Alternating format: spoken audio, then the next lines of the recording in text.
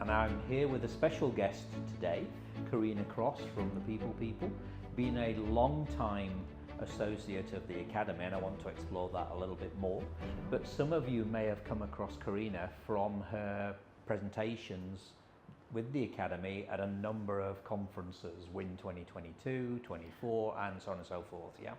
And I'm just fascinated by what and how she does things, and I want to know more. So we thought, let's bring Corrina in and let's have a conversation about people skills, how it applies to sales, leadership, and everything else, yeah? Fantastic. So, over to you. How are you? Fantastic. The start of the year, setting strong goals and I'm always optimistic, so it's a great way to start. Awesome. And the goals, are we talking 1st of January goals? And are you still sticking to them? Or they're not New Year's resolutions as such? No, they are 2025 goals. In fact, somebody's called 2025, 2020 Thrive. It's not easy to say, but I like that. Yes, indeed. Okay.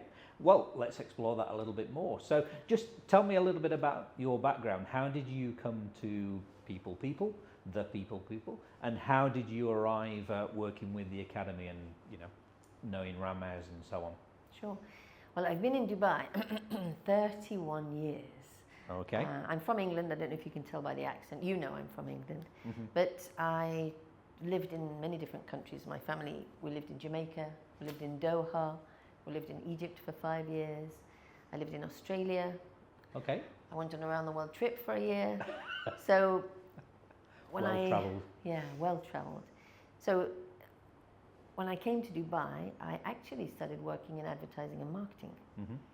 And I ran my own marketing business for 10 years until the economic crash.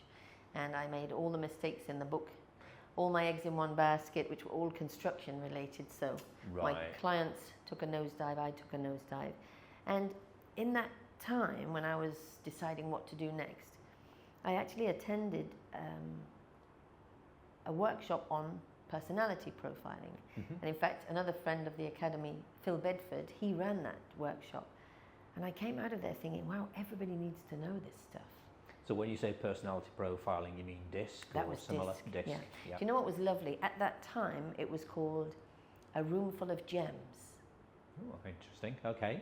So each personality, the go-getter type was a ruby, the nurturer type was a pearl, okay, the promoter type was a sapphire, and the more sort of detailed, analytical type was an emerald. Who was the diamond? Well, there's the thing. No, there's the thing. They specifically didn't have a diamond because a diamond is perceived as better than the others. And so they had 4 gems and everybody's a gem. So I think that was beautiful. Right, okay. It's based on DISC. Yeah. Okay, so coming back to the Academy, how did you get introduced to the Academy? Because your journey is then, you love the sort of personality profiling. Where did that take you? So strangely enough, when I came out of that workshop thinking, wow, everybody needs to know this, about a week later, you know how strange things work sometimes, a friend of mine sent me an email for a facilitation. She just found this email about becoming a facilitator for DISC personality types. Right. And she said, you might be interested. And if we have time, we can keep this in the video. If not, maybe you'll cut this little story. But I found out, in those days, the weekend was a Thursday, Friday. So I found out on Wednesday, and I found out on Thursday, and I started calling the company, the name on the bottom of the advert, and no reply. And the training was starting on Sunday morning. Right. And so, or the weekend was Friday, Saturday, and it was going to start on Sunday morning. Yeah. So first thing in the morning, I turned up. If the training started at 8, there was me at 7 o'clock with my money in my hand. And the 2 guys were setting up the training room, and I went, excuse me, can I join? And they're like, oh, okay.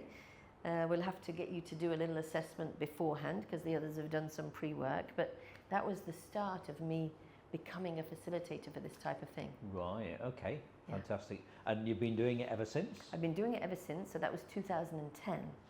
And around about that time, I also met Ramez. Right. Myself, Phil Bedford, Ramez, we were all in the same BNI chapter. Okay. For people that don't know, Business Network International. Yeah, yeah. Okay, jolly good. And how did that evolve into what you do now in terms of leadership training, the interpersonal skills, communication, everything else? Yeah. So, in addition to that, again with the same organization that trained me in DISC, they also ran a facilitation program for intercultural intelligence. Okay, yep. And I didn't realize until I signed up and I was in the room being trained, and I hoped the other people didn't notice, but I kept wiping my eyes because I realized that my mother's English, my father is English Iranian. Okay. And I was raised in England in the early days, and I thought that my parents were British, but it wasn't till years later, studying about different cultures, that I realized how much of the Iranian culture he brought into our household, and why there was World War III in our house for many, many years. What, between the parents or with you? No, between the parents. I mean, they divorced when we were teenagers, 3 of us, Right. and we were happy because there were so many differences and misunderstanding. Yeah, yeah. So that was but then you travelled the world, so you've seen so many different cultures and so on. How does that apply to what you do today? How did you arrive then and saying, this is important, I need to do more on this? Well, the topic fascinated me because as well as I do, here in Dubai, you can have 10 people in a room with 20 cultures. Yeah. I mean, my son is a perfect example. Mummy's from country 1, Daddy's from country 2. He's never lived in either of them. He was born in the UK, but only ever lived in UAE. He cannot become an Emirati. So, you've got many cultures within one person. And that happens a lot here, especially more now. You see that people were actually born here. So I've always been fascinated by it, by living in different countries. And then, wanted to bridge the gap, but didn't realize quite how much it would touch me when I was being trained. So do you think, I'm going slightly off topic in No a problem. sense, but I think this is important. Do you think culture is the number one skill, or cultural awareness, empathy and all those things is the number one skill to have here in this region? Or do you think it's just one of many that you need? So I think it's more important here. What I say is every company should have a corporate culture, should have a strong corporate culture. But that's what's a corporate culture compared to a country culture? Yes, correct. Yeah. So basically, culture is how do we do things around here? Yeah. And the way you were raised, you're from England, I'm from England, but in my household, I've got a culture. This is the way we do things in our household. Yeah. And you were raised in doing things differently. In the north, which is slightly different. And we could all be Christians, we could all celebrate Christmas, but even Christmas time, there are some, like the French, I think there are a number of European countries that celebrate on the 24th in the evening, and they open their presents and they have their dinner there. We usually celebrate on the 25th. So in households, you've got a culture.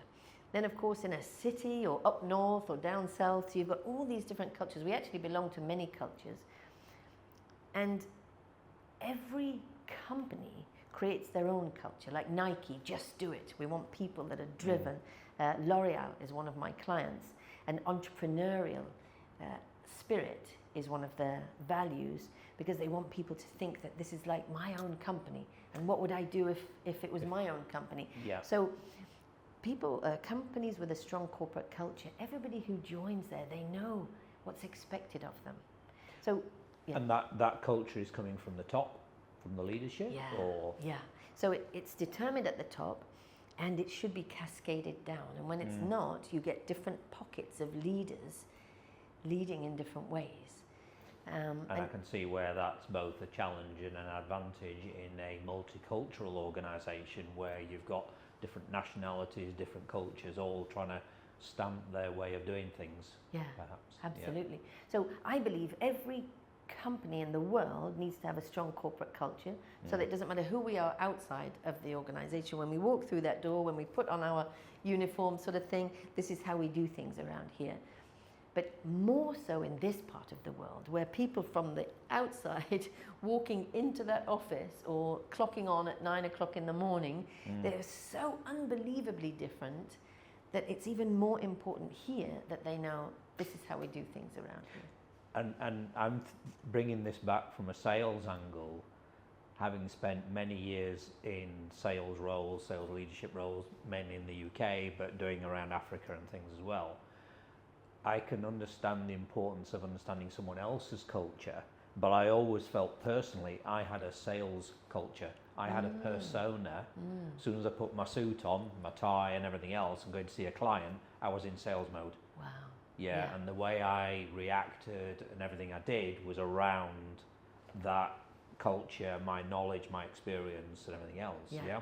I was cognizant of the customer, the person I was talking with, and the body language, some cultural things and so on, but largely my persona affected how I was reacting and so on. What I would think, because a lot of companies do sales training, and then different companies would have their own style of sales training.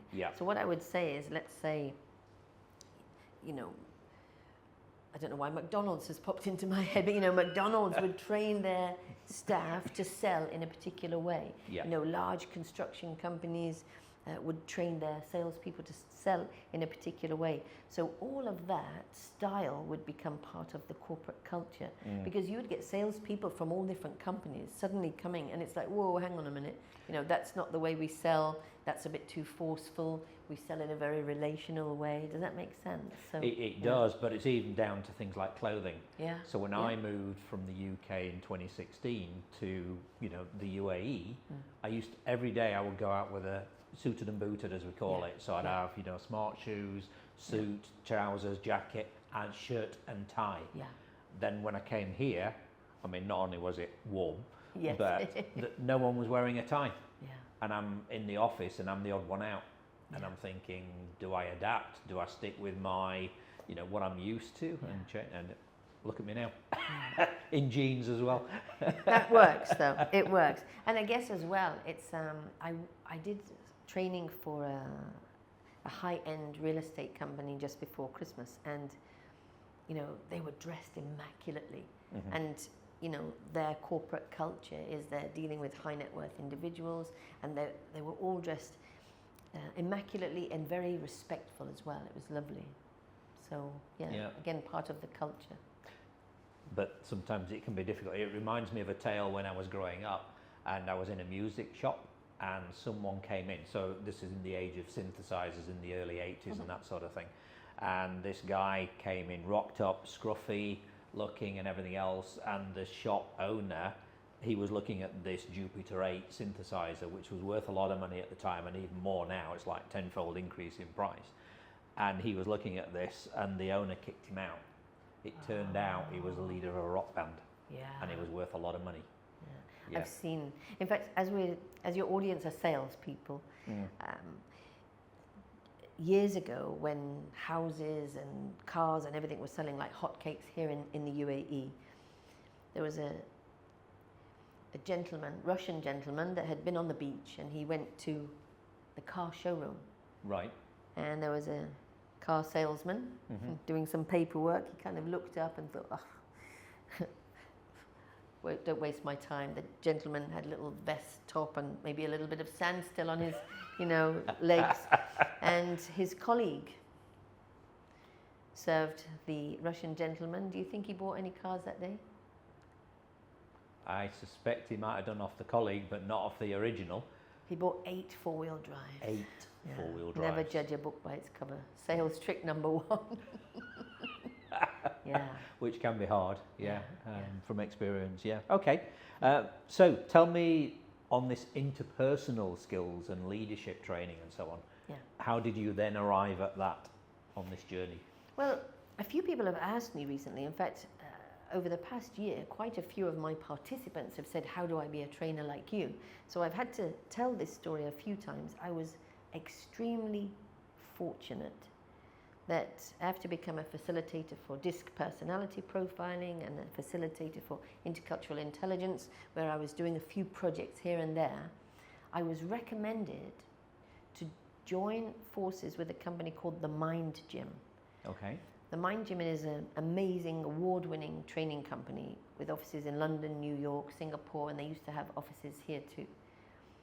And because they won a big contract with FGB at the time, First Gulf Bank, which is now right, FAB, okay. Right. They were flying trainers in from the UK. They call them coaches, Mind Gym coaches. And so they needed a team here, and I was recommended. And I was one of 6 at the time, very fortunate people who they trained us, and a month later, so we did a lot of work at that time for First Gulf Bank. And I can't rate Mind Gym highly enough. They trained us in the style of training that they expect. There are 350 of us around the world. Right. And then and they have over 90 topics. And so when they then want you to train in managing change, presentation skills, storytelling, diversity and inclusion, they provide you with the coach's notes, which are backed by science and psychology and research. Right. And they give you the activities. And so I feel like I have done, there's no university to become an amazing trainer, but if there was, Mind Gym is the university, and I was fortunate enough to have been flown all over the world to deliver training. So a month after becoming an approved Mind Gym coach, I received an email saying, would you like to be flown to England and be trained to deliver the management development program for Unilever globally? I thought, let me think about that. For at least a nanosecond. For a nanosecond. And well, I actually said, do I have to pay for my flight? They said, we pay for the flight. I said, oh, do I have to pay for the training? They're like, we pay you to train you. And that was the start of my amazing career. So I traveled to Kenya many times, delivering the Unilever Management Development Program, to South Africa many times, to Pakistan, to Czech Republic, to Romania. I've even flown to England many times to deliver a leadership program for the Foreign and Commonwealth Office. I've traveled to 20 different countries, delivering everything from storytelling to diversity and inclusion. More recently, training BP. Right, British Petroleum. Yeah, in Singapore. Right. Because they are going through a huge transition where half of their revenue is being invested into renewable energy. Yeah. So huge transition, and also Sanofi, which is the largest pharmaceutical company. So really, I have had the best training. We're going to have to talk about referrals after this. The best training. Well, they're not my direct clients. I did lots for Mind Gym, and then over the years, it's dwindled direct clients. Right. But I really have been trained by the best. Talking about that history and the background, the training and everything else, because I think you're also NLP, Neuro-Linguistic Programming. Yes. Yeah, certified as well, and lots of other experience traveling the world and so on. How does this translate into what you do with sales leaders, salespeople? Well, there are so many skills. In fact, on the 11th and 12th of February, I'm delivering enhanced sales skills for sales engineers. Now, it's a brand new client, and I did say to them, I'm not a sales trainer. They said, actually, our sales engineers are great at selling. We want to enhance their skills and give them the soft skills that accompany the sales. So I'm going to be training them in different personality types. How do they identify the personality that's in front of them? Who is their client or potential client? How can they adapt their approach to really appeal to the other person? Also managing their time, also motivation and communication skills, how to have those effective, conversations. Sometimes they might be difficult conversations. Yeah. Have you trained sales engineers before? Yeah. Yeah. So I mean, I've worked with many of them in the IT industry, Yeah. and some of them are really good at sales. And the reason they're good at sales, and some even move into a sales role with goals, targets, and so on, but it's because of that ability to communicate with the customer about technical stuff. Yes. Yeah, which in the IT industry was usually the IT department. So they'd bring that credibility, knowledge, insight, product detail. Yeah. Yeah, whereas I was focused on the sales side of things, you know, Yeah. the organisational politics and everything else to get the deals done, yeah? Yeah. Yeah, is that your experience as well? It is my experience. I also, it's quite fascinating that, well, I'm fascinated to see how few companies train their people in understanding different personalities or understanding different cultures. And so it's no surprise that when I meet so many salespeople that they haven't actually got that knowledge. Yeah. And so they sell to somebody as though they were selling to themselves. So they may be very high energy, you know, and bring high energy, or So they're not so I talk about salespeople needing to be chameleons. You need to be a detective because Yeah. you've got to do your needs analysis and understand what's keeping the customer awake at night. Yeah. But you've got to be a chameleon to adapt Yes. to what's happening or what you're hearing or the person in front of you and so on. Yeah. Yeah. You're saying that's not prevalent here. It's No. not common. No, it's not common with employees in general, and you know, then I notice it in salespeople as well. Right. Where does that come from, though, in terms of, you know, why isn't it more common? Do you know what? I believe that these psychometric testing, you know, different personality types, they use them, HR departments use them to understand if someone's right for the job. And then I think the document, which used to go in the literal file, and now it's filed in the computer. And often the person who got the job doesn't know why they got it. The person who doesn't get the job doesn't know why they got it. And there's so much valuable information in there of how to get on better with your colleague, how to get on better with your clients. And there's specific sales assessment to show them, depending on the personality of your potential client or your client, how do you sell to them, what's important to them. I think there's another angle there as well, because Ramez often talks about, you know, if you look at the whole sales cycle from mindset right through to, you know, closing the deal, getting the order, implementing, getting the referral and everything, every stage, it's such a complex thing to do in reality. Yeah, because it is. It can every customer can be different, every solution can be different, and so on. Do you think it's because of that people are too busy scurrying, trying to just get orders because they've got a goal to meet, as opposed to getting their head above the parapet to look at, I need to improve my skill in this one area? I do. I mean, you know, because you're a sales trainer yourself, there are so many different elements that they can tweak and improve in that really has a massive impact long term. But one is definitely understanding the person that you're dealing with. I mean, you know, people buy from people. Yeah, they know, like, and trust. Yeah. So if they have 3 companies and 3 different salespeople going to visit them, they'll usually buy, and provided the items are comparable, they'll usually buy from the person that they connect with the most. Yeah. So absolutely understanding that individual. And you can, if you get it wrong, you can upset them before just by being you. You can annoy the person just by being you. Is this your disc personality, your D talking to your I or your S or whatever, and a mismatch? Yeah. Absolutely. I'll give you an example of how I adapt.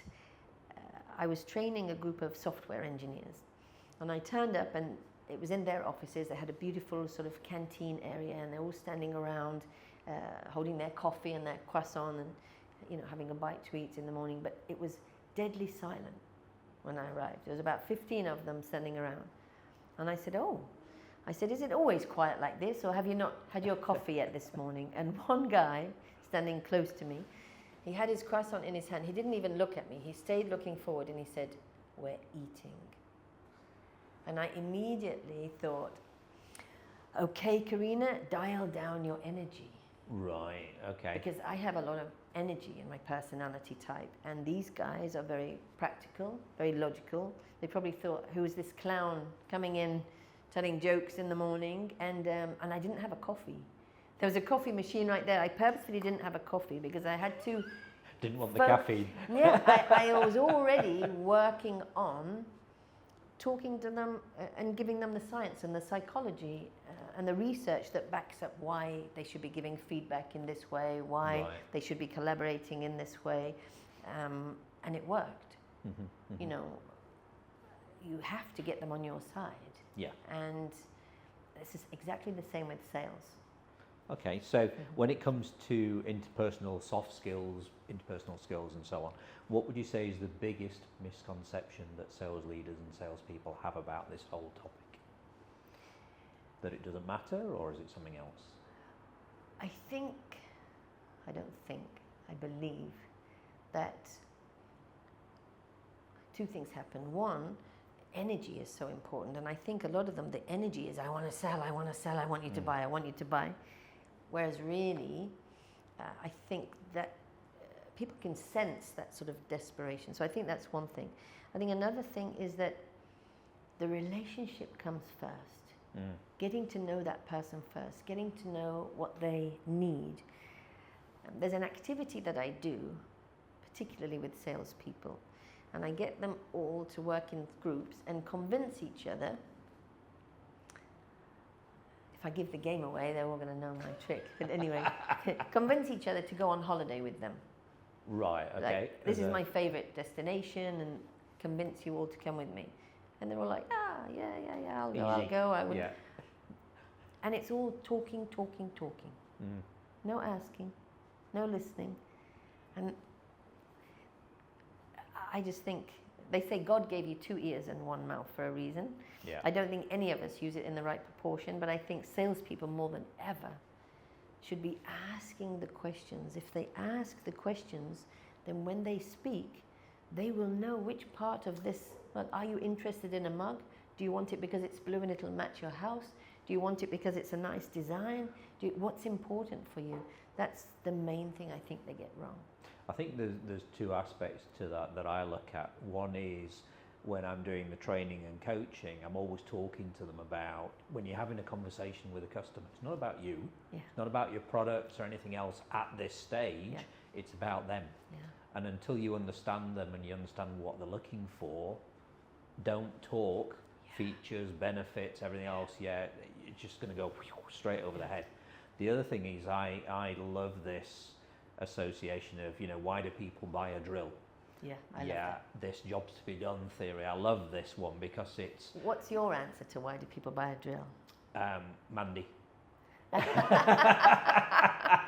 And the story behind that is when we did one of the recent training events, I asked this question, and you get the usual, well, you know, to drill a hole. Well, okay, why do you need the hole? Well, to put a shelf up or something. Okay, great. Why do you need the shelf? Yeah, and it was going on like this. Well, to put keepsakes and ornaments, hang pictures, whatever it is. And I said, precisely. I said, so for me, it was happy wife, happy life. Nice. Yeah, because I knew if I put the shelf up using the drill, put the shelf up, she could put all her little miniature elephants being African and everything else, and it would make the place look better for her, and she'd be happy. Yeah, and that's the point. That emotional outcome is what we're looking for. And we're often too busy trying to justify with logic. Why you need a drill. Because you need a drill and it's got this feature and that benefit and so on and so forth. But it's all about the outcome. It's quite fascinating. It shocks me as well how many hospitals and doctors' clinics show a picture of the doctor in his white suit, sometimes with an injection in his hand. They don't go there for the doctor in the white suit and the injection. They go there to feel healthy afterwards. Indeed. So I want to talk a little bit about presentation and public speaking, because I know that's something that you do as well. So why are those skills essential for salespeople and sales leaders? It's so important for you to build credibility and for people to trust you. And in order to do that, you need to speak confidently. A lot of people, they speak too much, they don't know what to say, what not to say, or even the way they hold themselves. Yeah. I won't do it now, but 9 times out of 10, when people first start practicing presentation skills, they move around. It's almost like a security blanket. And I ask my participants, okay, if you've got a huge stage with a huge audience, should the speaker stand still or move around? And they say, well, obviously move around. I said, okay. So I start talking to them while I'm moving. And they're like, stand still. Yeah.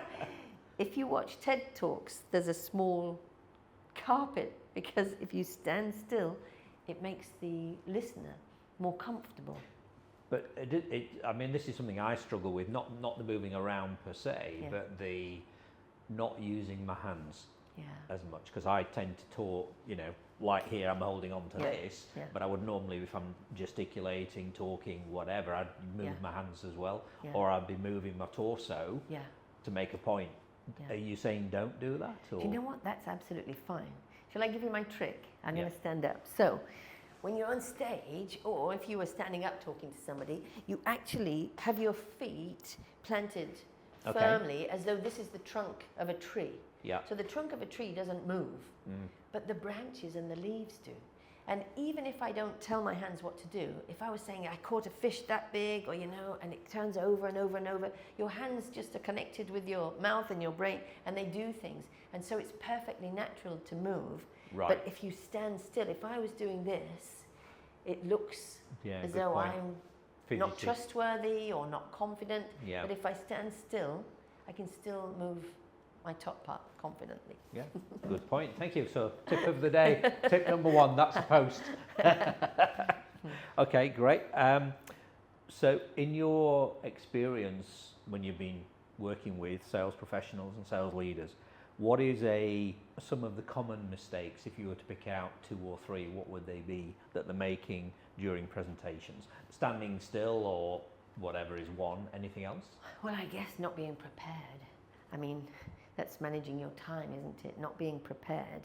You know the urgent, important matrix that pretty much every single time management training program delivers. We should spend more of our time in the important but not urgent. And if only salespeople would do their planning beforehand and find out who is that client, what do I know about them, are any of my colleagues who have actually interacted with them before, so that I don't make these dreadful mistakes. And if you're meeting them for the first time and you really don't know their personality, you need to be planned, you need to be organized, you need to have everything with you. And once you do know the personality profiling, you're able then to adapt to the other person. And if you can't expect them to do an assessment there and then, just match them. So matching and mirroring sort of thing, body language, body position, that sort of thing, yeah. You know, if they speak really, really fast, then you can just speak a little bit faster. Right. Or if they say, right, you're late, we've only got 10 minutes now, you better get to the point. Yeah, but some of it then is about body language, isn't it? And attentiveness. So leaning forward, showing interest is different to sat back and looking disinterested. Yeah. So active listening, being prepared, matching their pace as much as possible. Okay, fantastic. Thank you. When it comes to stories, we love stories in the academy. Can you share, without naming names, a story of a salesperson or leader that you worked with who transformed their results as a result of working with you? Have you got anything that comes to mind? So the one that springs to mind is a Saudi national gentleman who I've never heard somebody and ah so much. I mean, without exaggerating, he did more umming and ahhing than actual speaking. And I thought it was maybe because he was speaking in English, because the training was in English. Or whatever, And so I asked him actually to speak in Arabic, to present in Arabic, and he was the same in Arabic. So for that particular gentleman, we didn't make as big a difference with him in the 2 full days. And I'll tell you why. I restrict my numbers to 8, so that they all have enough time to practice and get feedback from me, get feedback from each other. The client said, oh, can we push it to 10? And I thought, oh, really? When I got there, they were 11. So they were really pushing their limit. Yeah. So I know I could have helped him a lot more in the 2 full days. So I actually said to them, you did push it to 11. If you'd kept it to 8, I would have made a massive difference on this gentleman. So I will have to charge you, but I need 2 hours with him online, because he'd flown back to Saudi. And I had 1 hour with him in English, and 1 hour with him purely in Arabic. He doesn't Amanaha anymore. And is this a conscious competence thing? He wasn't aware that he was doing it, or? Yeah, he wasn't aware that he was doing it. Right. Or he may have been, didn't realize quite how much. Yeah, yeah. And it doesn't take that long to fix it.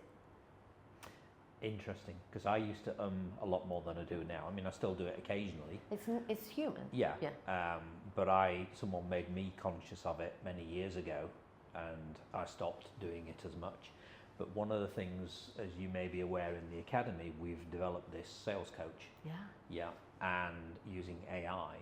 And one of the things it does is picks up on how you're using words, the language you're using, and so on, but also your ums and ahs, your pauses, your repetitive words. Yeah, and it gives recommendations then about, okay, for those you need less than 4%. Fantastic. Or whatever it is, you're at 23%. Yeah. So it's picking up on those things, and then it's practice. Yeah. Just get into a rhythm, a routine of stopping yourself, not using it, using pauses in the right way, and so on. Yeah. Absolutely. I've never heard it used anywhere else before, but I call it conscious speaking. Or mindful speaking, there you go. So you've got mindful eating. Don't just sit in front of the television shoving the food down. Eat it carefully, mindfully. And I call it mindful speaking, where you're really thinking about the words before you say them. And there are exercises that I get them to do. But imagine the impact in his life in general for his customers, as well as just how he's going to come across. Everybody, the credibility that he would gain from that. You talk about mindful speaking there. For me, one of my strengths has always been mindful questions. Yeah. Because I'm a great believer, the better the quality of the question you ask, the better the answer you're going to get from the customer. Yeah? So when you're doing things like needs analysis and so on, you've just got to, understand and build on your initial responses, customer responses, and so on. And develop that. But being mindful, not only active listening, but your brain's going, why did they say that? What are the implications? What's important to them. One of the topics we train in is coaching, how leaders can coach their teams, and that's again all about asking the right questions. Okay, good, thank you. Emotional intelligence, EQ. Ooh. Don't we all need that? So just can you, in a short paragraph, can you summarise what EQ is for our audience, please? First. Sure. There's actually a framework. Daniel Goleman created this framework, and he said the first is about self-awareness. You need to know what emotions you're feeling. People go through emotions day after day, different emotions throughout the day, and don't even realize. Your emotion, sorry to interrupt, your emotional state. Yes. Yeah.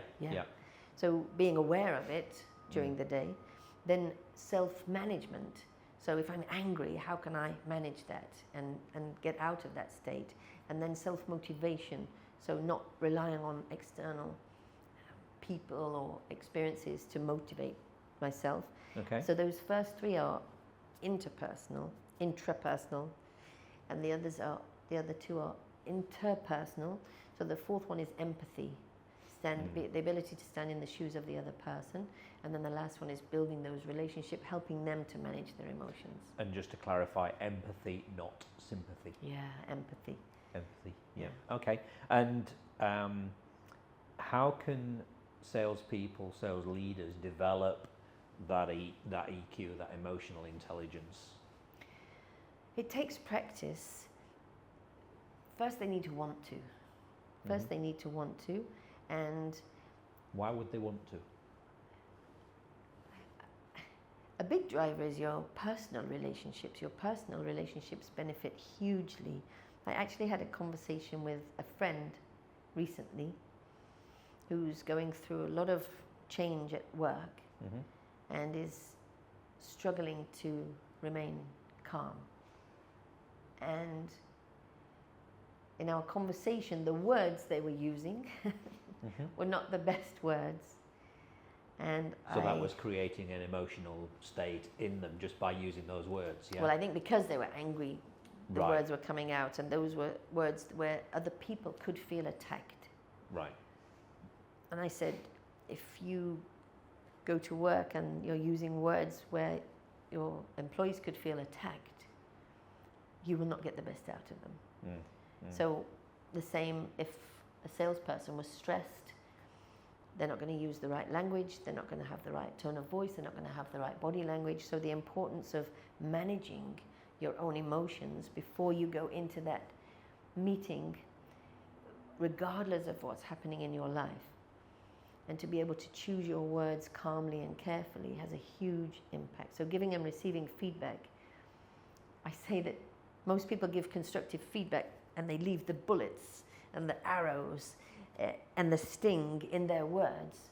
But when you remove all of those and you have a adult to adult conversation. Can you give me an example? Well, people label, clumsy, lazy, unprofessional, Right. you don't care about the, meeting your targets, and you disrespectful to the client. Were they disrespectful, or did they not respond to their call? Are they lazy, or they didn't do enough sales calls this week? So actually focusing on what actually happened rather than Words that labeling. try and describe it. Yeah. Labeling, So this is kind of mixing giving and receiving feedback with emotional intelligence. But when you're emotionally intelligent and you're able to manage your emotions, you don't bring the fact that you've got financial problems or family problems or you haven't hit your sales targets. You're bringing a nice, calm, confident adult individual to the meeting, and you're having an adult-to-adult conversation. It helps in all areas of life. That also, to me, I would describe as that persona thing that I talked about. Put on your sales armor, and therefore you're going out with that focus, that mentality. If you've an English expression, if you've got out of the wrong side of the bed in the morning, that gets left in the car. Yeah, absolutely. I like that. You leave all those hassles in the car, you step out of the car, and that's you in control of your own emotions. And that's one of the reasons why we, in the Sales Academy, we talk about salespeople, sales leaders, preparing before they get into the car, not doing the preparation for a customer meeting in the car, because you need to come out of that ready, calm, collected, all those other things, And if you're too busy thinking about preparing for the meeting, you're missing a trick. True. You can be angry just by driving there because you got stuck in traffic or someone really cut you up on the road. So that's probably the biggest test of many people being able to manage their emotions.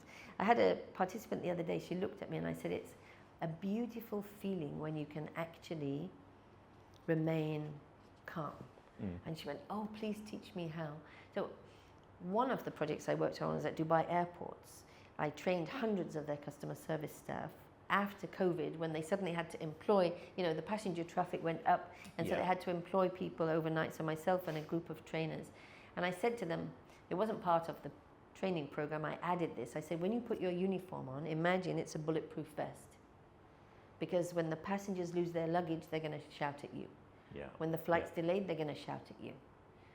When, they've lost something or something's going wrong, they're going to shout at you. I said, but just let those words bounce off you, and it's not you personal maintain. as well. People find it difficult, but I tell you, when you grasp it, particularly for salespeople, it can be highly stressful when they're having to meet those targets. When you manage that, wow, it's beautiful. I'd like you mentioned earlier about the whole cultural thing. We were talking about that briefly. It's a challenge I have been from the north of England and having my sales persona, I think that everyone's there to do business to a greater or lesser extent, yeah?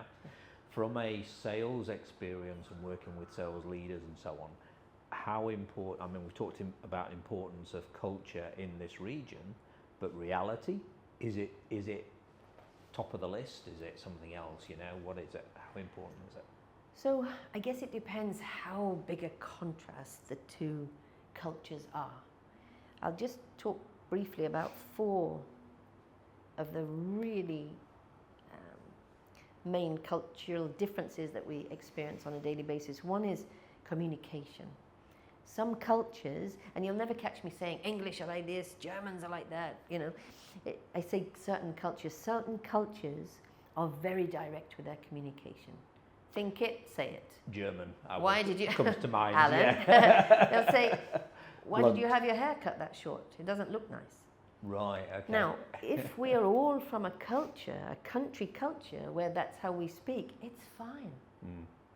Then you've got cultures in the world which are extremely indirect. Oh, you've had your hair cut. I know I've had my hair cut. You don't need to tell me. Maybe you don't like it because you're not adding anything to it. So, or they feel it's maybe noticing something about the person they're trying to build rapport. Could be. So you've got extremely direct, extremely indirect, and everything in between.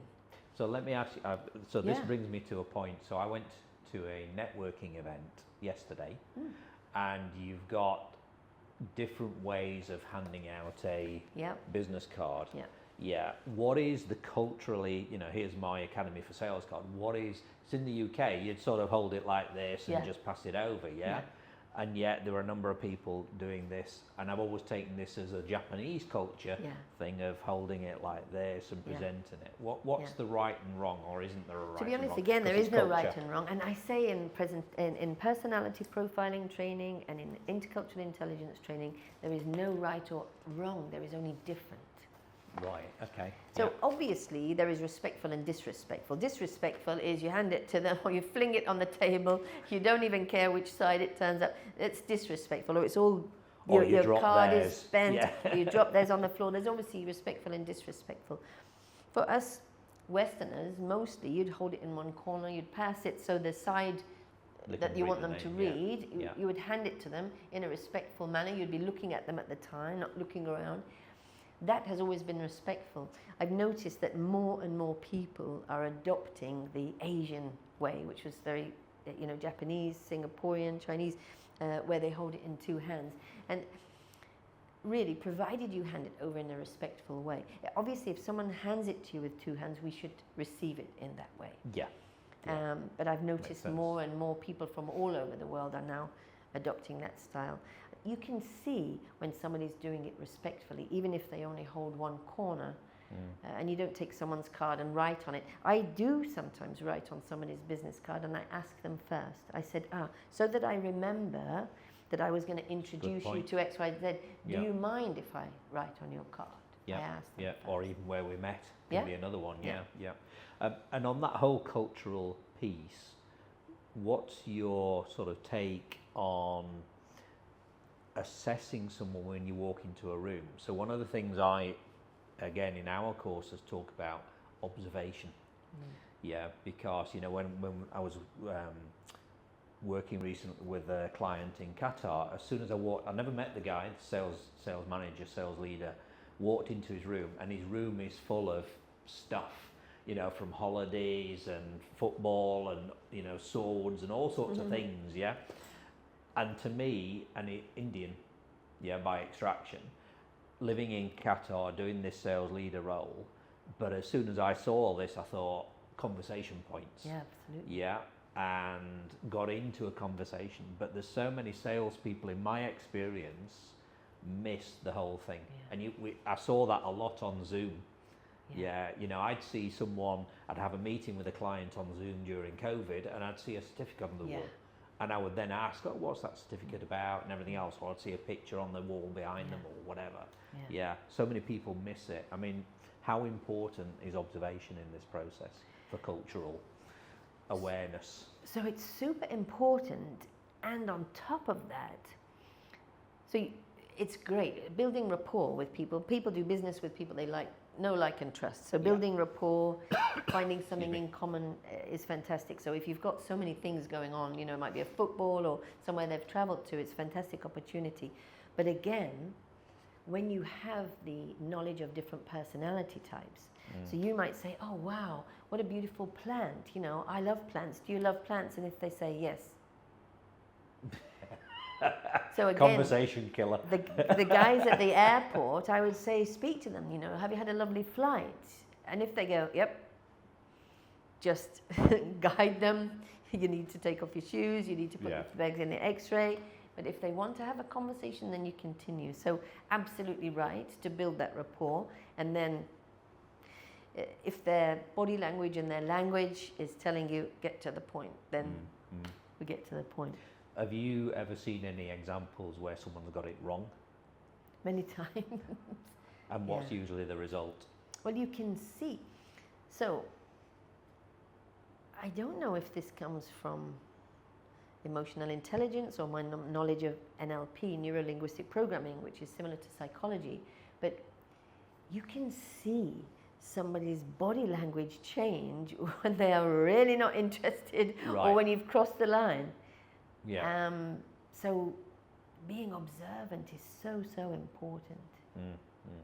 So while we're talking on this cultural understanding aspect, can you share a story where a lack of understanding, cultural understanding, impacted a deal or had a negative effect on a strategic business relationship? So we say, two companies falling out or whatever. Have you got any stories in that sort of area? Because people like stories, as we know. True. So it's not one particular deal, but I did a lot of training for a large oil and gas company. And the people working in there were mostly male and mostly big, strong Westerners, or all nationalities, Westerners, Indians, Americans, I guess that is Westerners, of course, but they were negotiating with Saudi nationals. And when I helped them to understand the cultural differences, it was incredible to see these guys who have been in the industry for years and years, and they used to get angry when they went to Saudi, and then they couldn't catch their flight back because the meeting was delayed, or they went over expecting to get a decision there and then, and you could see them getting uptight, and if the meeting started late, they sort of got smoke coming out of their ears. So by helping them to understand how different cultures relate to time, how different cultures communicate in a direct or indirect way, how they change in decision-making process, you could see them thinking, oh, my goodness. It just made life so much easier. How were they able to adapt to that, though? Because, when you're facing that, like the business pressure, doing the deal, whatever it is, you still need to get it over the line. So what were they then doing differently as a result? Well, one of the things about the decision-making process, so there's something where they said in some cultures, as in country cultures, we're very individualistic, and you get autonomy. Alan, I'm going to send you to Saudi, and you'll make you'll have a discussion and you'll sign the deal. Some country cultures, the decision-making process is more of a consensus. And so that then transfers into the company culture. So I guess this is maybe so no one sales. Individual decision maker. Yeah. So this is typical in sales as well. Understand the decision-making process. But if it's so typical for you and everywhere you've worked for you to go and sign on the dotted line, and suddenly for these companies that you're working with to have a consensus before they make a decision, you've got to approach it differently. So either you take your team there and meet with their team, in which case it's going to speed things up, or understand the decision-making process and go through that. And that's a huge thing. The other thing about the direct and indirect communication, so I I get people to stand on either side, and I said, listen, regardless of your typical type of communication, imagine that you're very direct, and black is black, white is white. Mm-hmm. And imagine that you're very indirect. What's good about each one? So what's good about being direct, they all say, you know, I know what you mean, straight to the point, no misunderstanding. Well, what's not so good about it? Well, I could upset you and I could damage the relationship. I have an example, a great example. It wasn't from my training. A friend of mine, her husband works for a huge organization, and a new senior leader came in. I've got to choose my words carefully. A new senior leader came to work above him, and the new senior leader was very direct with his communication, had not worked in the Middle East before, was used to saying black is black, white is white. My friend's husband had spent years building this relationship. Mm-hmm. And in one meeting, the new senior leader destroyed that relationship. Wow, okay. And lost that client. My friend's husband did his best to have one more attempt, and, you know, spoke to them saying it was a misunderstanding, you know, got him back in the boardroom, not that day, but got them back to another meeting, and he did it again.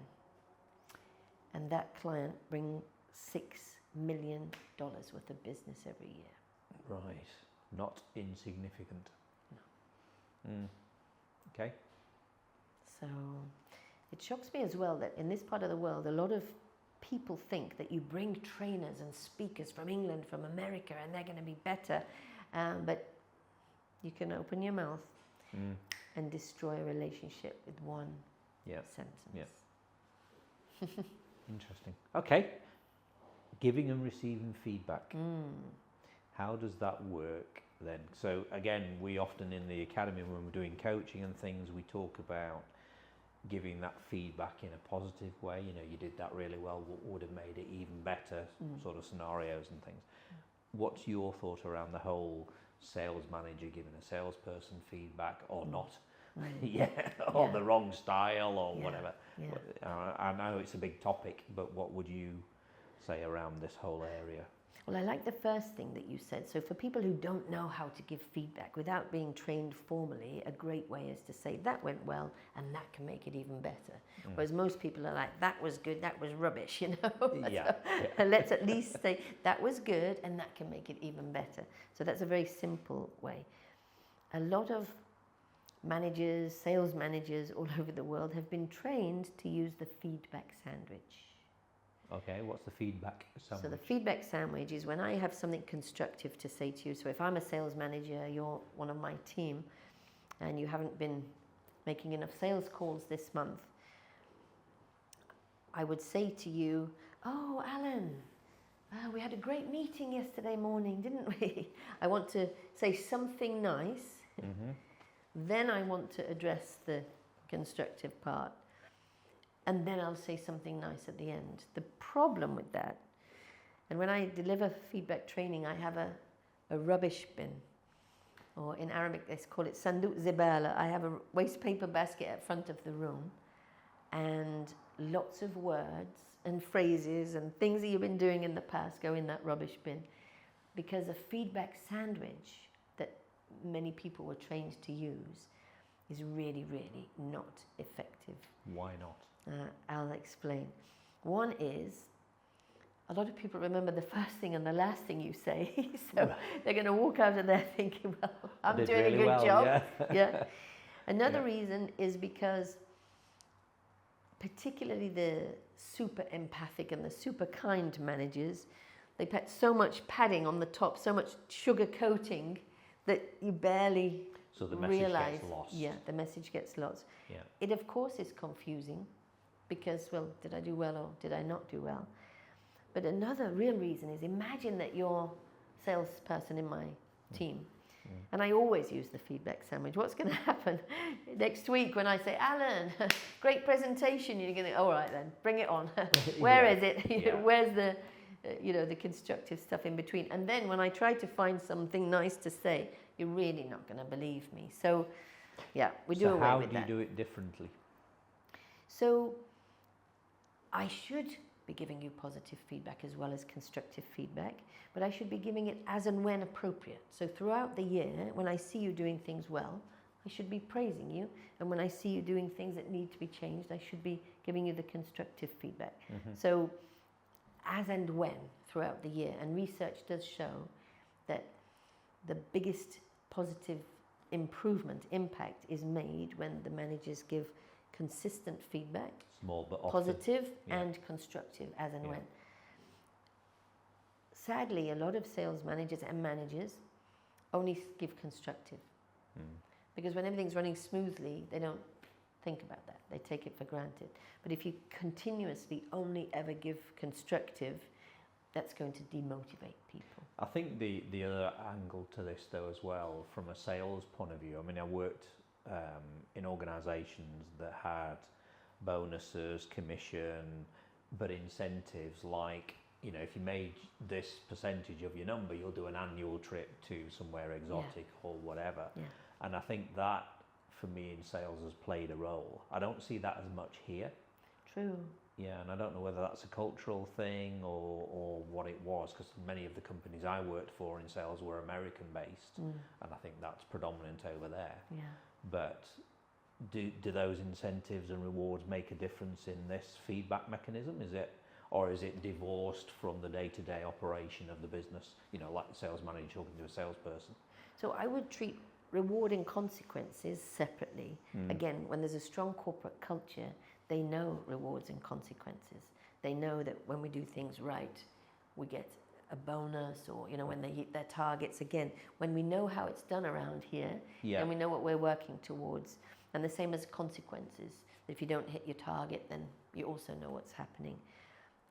I don't see many of these trips and stuff like that. Incentive trips. Yeah, incentive trips. But again, different companies, I have seen many companies that do the incentives, and people know where they stand. But I was thinking about something then with rewards and consequences. Yeah, to be honest, it's as simple as saying to your child, if you eat your vegetables, you can have an ice cream afterwards. It's crystal clear. Then if they don't eat their vegetables, they can't come running to you. To the parents or to a leader, if they know what's expected of them and it's crystal clear, then they can't come running to the manager, the sales manager, to say, hey, why haven't I got X, Y, Z? Isn't a challenge, though, culturally and otherwise, clarity or lack of it is common? Yeah. It is. And that's why I think, so in this part of the world, with so many different country cultures, so many different languages, you can get two people speaking English and there's a lot of miscommunication, misunderstanding. So on top of that, when you've got all people speaking English as a second language, as a third language, it's crucial to get it crystal clear. This is how we do things around here. Right, okay, up front, makes sense. On the soft skills side of things, what do you feel, what would be your recommendation for something that would have the most impact immediately on sales professionals? What would you focus on if you were going to say, right, if there's one thing I want you to do from a soft skills, personal development point of view, do this, what would it be? The absolute first thing would be active listening. Pardon? You got me. You got me. Absolutely. So the number one skill to improve would be active listening. Number two, I would say, which you suggested earlier, is really getting good with those questions, so that you are understanding their needs, what's important for them, what's most important for them.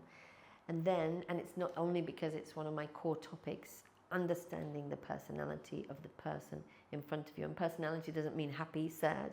It means, what are their strengths, what are their motivations, how do they see the world. It's like an operating system. We all have a different operating system, and if you can speak their language, you'll build stronger rapport. You'll understand how to sell. Should I get to the point? Should I give them a lot of detail?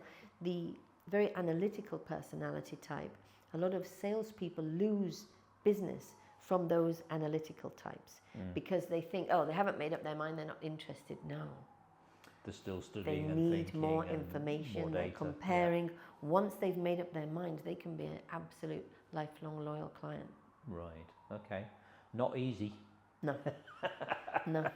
Okay, which is where those skills are needed, I guess. Yeah. So practical takeaways for salespeople, sales leaders. We just raised a couple of things that could be focused on. What would you say to a sales leader how they should measure some of these things? So pick those three. How would they measure that, and how would they train it on a daily, weekly, monthly basis in a business? So let's say adopt them. Yeah. What you're going to do and how you're going to do it. What would you recommend? So it comes down to their closing ratio, really. Okay. How they build rapport and how many sales are they closing. And sometimes it might be, so if you and I had very different personality types and we were on a team, and I struggled to adapt to the real go-getter who gets to the point, then why don't we send one of our sales team that actually has that personality type already?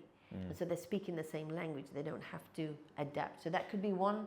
And just on that point, yeah. would you send both together so that one could learn from the other while they're there in a sort of coaching and feedback mechanism? Or are you saying send the one, who has that ability and forget the other, get them doing something else? So I believe that every company is going to do their sales differently, and if I give you that region and the other person that region, then that's it, you're stuck with that region.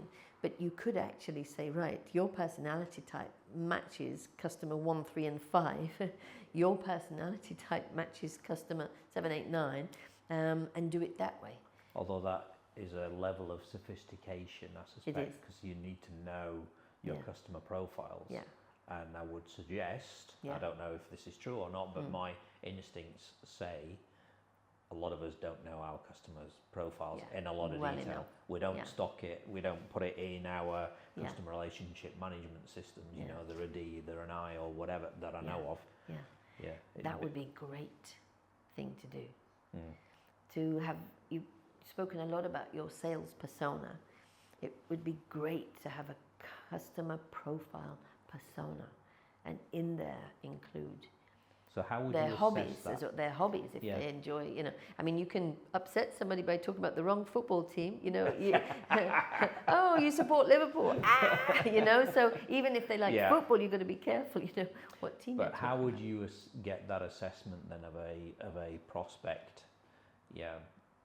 Because you need to be able to judge that personality type, style, everything else, In the training that I give, my goal is for the people to walk away from that workshop thinking, oh my goodness, I now absolutely know how to assess them without them doing... It's unconscious though, isn't it? Yeah. By the way they dress, by the way they speak, by the way they shake hands. Even if you have a MS Teams meeting and they don't even have their video on, the voice alone so their helps you to understand. Intonation, the words they're using. The emails they send, the WhatsApp messages. So it's being really, really astute and very, very perceptive. You asked how to measure it. To be honest, it's not tangible, but I would assess how they're closing the sales and how they're building rapport, and then help them to understand personalities, culture, emotional intelligence, and then assess them later on. But you can't really pinpoint it to absolutely one factor, can you? True. Well, it doesn't sound like it. And that's the challenge, I guess. Depending on where you are in an organisation, what your role is, whether you're a sales account manager or you are the sales director, is trying to build that up and use it. How have you come across things like crystal reports? in LinkedIn, which I is have, supposed to yeah. give you that personality. If you're going to write to this Yeah. person, use this style. Yeah. How accurate is something like that, do you know? So I've seen it used, and it is fairly accurate. The one thing that worries me, it's a bit like using a calculator. So you've got the answer, but you don't know why or how. Right, okay. So if all of a sudden I'm communicating with someone online, on LinkedIn, and AI is helping me to speak the way they speak, and then Yeah. maybe transfer it to emails, and then I meet them face to face, I could blow it in one. So there's an element of risk in that. And that's the danger, I think, with AI, isn't it? We're going to rely too much on, this is going to do it for me. And I don't think we can do that from a cultural point of view, not at the moment anyway. I think that may happen in the future, who knows? Yeah. Yeah. Going back to measuring, basically, if you want long-term relationships with your clients, that's when you need to know Right. how to understand their personality type, their culture, their hobbies, Yeah. their interests, so that you can really build rapport and build those long-term relationships. And going back, you mentioned Phil Bedford earlier, that's one of the things he always recommends Yeah. in his networking training, yeah? Yeah. You know, when we go to the networking events, it's spend, you know, a minute, 45 seconds, talk about yourself, your Yeah. hobbies, interests, what you do outside work. Yeah. Not just about what you're trying to sell today or whatever, Yeah. okay. If there was one thing that you wish everyone knew about soft skills, what would it be? Interpersonal skills, what would it be? One thing that everybody knew. If you had a magic wand and you said, I want everyone to know this, what would it be? They were also very, very different. I mean, you and I are from England. We're actually a similar age, Alan, aren't we? But we're so different. And even if you had a group of ladies that are all Emirati, that are all went to the same university, that all come from the same little part of the UAE, they're so unbelievably different. And what happens is we treat others the way we want to be treated. And we should be treating others the way they want to be treated. I'm thinking that one over, and the reason being is I've always believed that as people we want to surround ourselves, or we should try and surround ourselves with people that we want to, you know, become like, for example, in the sense of friendships and other things. Yeah, are you saying it's something different to that, or are you saying? What I'm saying is, we treat others the way we want to be treated. So if I want to get to the point and think big picture and get things done and make it happen immediately, then I want everybody to behave the same. Right, okay. Because I don't understand. Because I only know the world from my viewpoint. But we're not. We're so unbelievably different. But isn't that where they say things like, you know, building a business, building a team, you want a diversity of people, different backgrounds, different experiences, cultures, personalities, so you get that mix and blend. It's true. I mean, a lot of business owners, especially small entrepreneurs that set up a small business, when they employ their first hire, they may interview 5 people and they'll end up giving the job to the one that they click with the most. Well, guess what? They probably have the same strengths, and guess what? They probably both dislike, you know, the accounting side or the admin side, and then they'll employ someone else, and then they'll wonder why the boat is lopsided. So understanding that we're all so different and we all have different strengths. Absolutely, in a team you want people with different strengths. So would you recommend, just to finish off, would you recommend from a sales leader's perspective building a team of different strengths, or is building a sales team different? So, for sales, you need people that are great at building those relationships. And actually, you'll find a lot of salespeople are outgoing and confident, and a lot of sales leaders don't employ salespeople who are the more analytical type. But guess what? They could also be good at selling in a different way. So, to answer your question, I don't think sales teams are diverse enough. I think they usually have the people that are outgoing and confident and talkative. And it wouldn't harm to have some of the other personality types that could really build those relationships with different types. It's interesting because I know growing up in the IT industry, it was rare for whatever reason.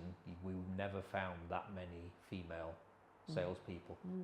Yeah, you go into an office, it'd be predominantly male for whatever reason, and I don't know whether that's culturally how it ended up, or ladies were doing different things, or I don't know. But I think it's shifted a little bit now. I sense that it's a little bit more gender, less gender biased, if you like. Yeah. But I think that's one of the things in terms of building a team is don't just think culture, sales approach, think gender, think all sorts of things. Yeah, no, absolutely. Yeah. I think it depends on the industry. So I guess in construction and industries like that, where it is male dominated, then you'll have either no or few females. But yeah, the balance is changing, isn't it? There's a big push towards that. Indeed. One question, Corrina, that I think's prevalent at the moment, particularly with what's going on with the Chinese AI that's just been launched and how it's shaken up the US market and everything else, and ChatGPT and so on. This whole artificial intelligence question, how do you see it impacting cultures and sales going forward? Because I'm already seeing AI salespeople. Yeah. What's your take on it? Well, like we said earlier, people buy from people. And I can't imagine that that's going to change drastically, but who knows? I still believe that building those strong relationships with your customers is super important. So what I would recommend for all salespeople, for everybody,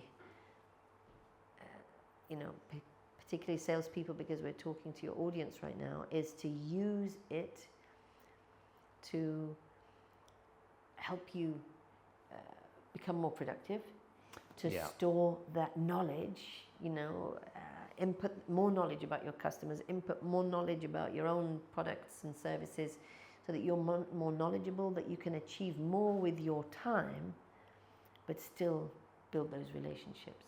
I think it's what we talked about earlier with this AI sales coach. I'm loving working with it. So I'm practicing myself while I'm doing it, because I'm building role plays and presentations and so on to learn to use it in our courses for skills development and practice. Yeah. But also I'm enjoying it because it's pushing my own skills, although it's a bit of a perfectionist. So, so even though I'm improving and my percentage might be 97, I'm not going to do that extra 3% because it'll always pick something up, which is a little bit frustrating, but it is what it is. But getting to that point, I think what I see with AI is precisely what you said. It's a tool, and if we're looking at things like, we live in a digital world today where we're overloaded. If I'm a small business or I'm a salesperson doing outreach, or a sales leader looking, where do I find more prospects? How many emails do we all get today where someone's completely approached us on something that's not relevant? Dear sir, bad message, bad subject. We need to be using these tools, I think, not to replace salespeople, but as you say, to make them more productive and more effective. Absolutely. Yeah, and that's where I'm seeing the near term. I don't know how long near term is. But I'm certainly seeing the next, 3-5 years, let's say, nothing's going to change that. It's a tool that we can use, and I think for me, salespeople that are not grasping that are going to get left behind. But when you can absorb it, when you can use it, when you're just using ChatGPT for writing an email, but you're making that email personalised, you're using other tools to do your prospecting and so on, that's when we'll get more effective and more efficient. Absolutely, and how fantastic to have the sales coach AI to help them to practice their skills, to practice those conversations. And I guess you can prime the AI to be your customer. You can put the profile in there to help you to be able to communicate with them better. And that's the sort of thing I've been doing. You know, I've been creating profiles, Fantastic. you know, of a scenario, a fake customer, shall we say, or it could be a real customer with a personality type and so on. And then you can, you know, now you're going to see Mr. Angry or Mr. Direct or, you know, someone that's totally the opposite and will Mr. talk. Laid back. You know, never get to the point, whatever. But you need to practice those because we don't all deal with just one customer type, do we? We deal with. Okay, thank you very much for your time today, Corrina. Really appreciate it. You're welcome. Look forward to getting some feedback from our audience, what you thought on some of this, whether you're going to implement some of these cultural nuggets. And maybe we'll see you at some of the future training courses.